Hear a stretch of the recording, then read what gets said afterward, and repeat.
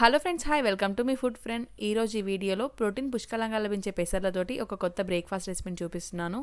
ఎప్పుడు చేసే పెసరట్లకు భిన్నంగా ఒకసారి ఈ విధంగా ట్రై చేసి చూడండి. డీప్ ఫ్రై చేయాల్సిన అవసరం లేదు. తక్కువ ఆయిల్ తోటి మంచి బ్రేక్ఫాస్ట్ని ఎంజాయ్ చేయొచ్చు. ఫస్ట్ ఈ రెసిపీ కోసం మీకు కావాల్సిన పెసర్లని ఓవర్ నైట్ నానబెట్టుకోవాలండి. ఇక్కడ చూపిస్తున్నాను చూడండి, రాత్రంతా నానబెట్టుకున్న పెసర్లు. మీరు ఒకవేళ సాయంత్రం పూట స్నాక్స్ లాగా లేకుంటే నైట్ డిన్నర్కి ప్రిపేర్ చేయాలి అనుకుంటే 6 hours నానబెట్టుకున్నా సరిపోతుంది. నానబెట్టుకున్న ఈ పెసర్లని మిక్సీ జార్లోకి యాడ్ చేసుకొని కొద్దిగా వాటర్ని వేసి మెత్తని పేస్ట్ లాగా బ్లెండ్ చేసుకోవాలి.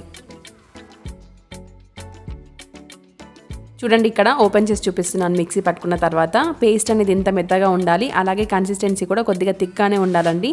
వాటర్ని ఎక్కువగా వేసి బ్లెండ్ చేయొద్దు ఫస్టే. తర్వాత వేరొక గిన్నెలోకి ట్రాన్స్ఫర్ చేసుకుంటున్నాను. చూడండి, కొద్దిగా వాటర్ని వేసి బ్యాటర్ని కొద్దిగా లూజ్ చేశాను. ఈ విధంగా ఉంటే సరిపోతుంది కన్సిస్టెన్సీ అనేది.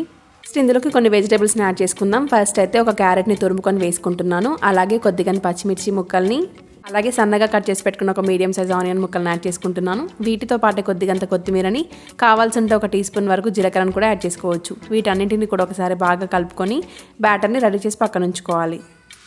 ఇక్కడ చూస్తున్నారు కదా, బ్యాటర్ కన్సిస్టెన్సీ అనేది ఇలా థిక్గానే ఉండాలండి. లూజ్గా ఉన్నట్లయితే లోపల ఉడకదు. సో అందుకని ఇలా థిక్గా ప్రిపేర్ చేసుకొని పక్కన ఉంచుకోండి. నెక్స్ట్ స్టవ్ మీద గుంట పొంగనాలను తీసుకొని స్టవ్ని మీడియం ఫ్లేమ్లో ఉంచి ఆయిల్ని వేసి ప్యాన్ బాగా వేడెక్కనివ్వండి. ప్యాన్ బాగా వేడెక్కిన తర్వాత మనం రెడీ చేసి పెట్టుకున్న బ్యాటర్ని ఒక్కొక్క దాంట్లోకి వేసుకుందాం. పెసర్లతో ప్రిపేర్ చేసే ఈ గుంట పొంగనాలు అనేవి ఎక్కువగా పొంగవండి. ఎందుకంటే మనం రెసిపీని అప్పటికప్పుడే చేస్తాం కాబట్టి, పిండి అనేది అప్పటికప్పుడే రుబ్బుకొని అప్పుడే వేసుకుంటాం కాబట్టి ఎక్కువగా పొంగవు. మనం పిండిని గ్రైండ్ చేసుకున్న తర్వాత ఒక 2-3 hours తర్వాత వేసుకున్నట్లయితే కనుక కొద్దిగా తగ్గించి వేసుకోండి పిండిని, అప్పుడు పొంగుతాయి. ఇలా అన్నీ యాడ్ చేసుకున్న తర్వాత స్టవ్ని మీడియం ఫ్లేమ్లో ఉంచి మూత పెట్టేసి ఉంచండి ఒక 2-3 నిమిషాల పాటు. ఆ తర్వాత మధ్యలో ఒకసారి పెంకుని ఇలా తిప్పి ఉంచుకోండి. దీనివల్ల ఇవన్నీ కూడా ఈవెన్గా వేగుతాయి ఒకేలాగా. చూడండి, ఇక్కడ గుంట పొంగనాల పెంకు మందాన్ని బట్టి 3-5 నిమిషాల పాటు స్టవ్ని లో టు మీడియం ఫ్లేమ్లో ఉంచి ఫ్రై అవ్వనివ్వండి. మనం తొందరగా చేసినట్లయితే కింద మాడుతుంది, లోపల ఉడకదు కాబట్టి నెమ్మదిగా ఉడికించుకోవాలి. ఇలా ఒక సైడ్ బాగా కాలిన తర్వాత వేరొక సైడ్కి కూడా ఫ్లిప్ చేసుకొని ఒక 2 minutes ఉంచితే సరిపోతుందండి.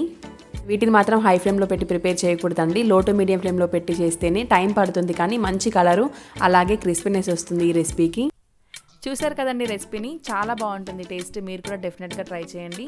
మరి వీడియో కనుక మీకు నచ్చినట్లయితే please do like, share and subscribe to me food friend. Thank you for watching.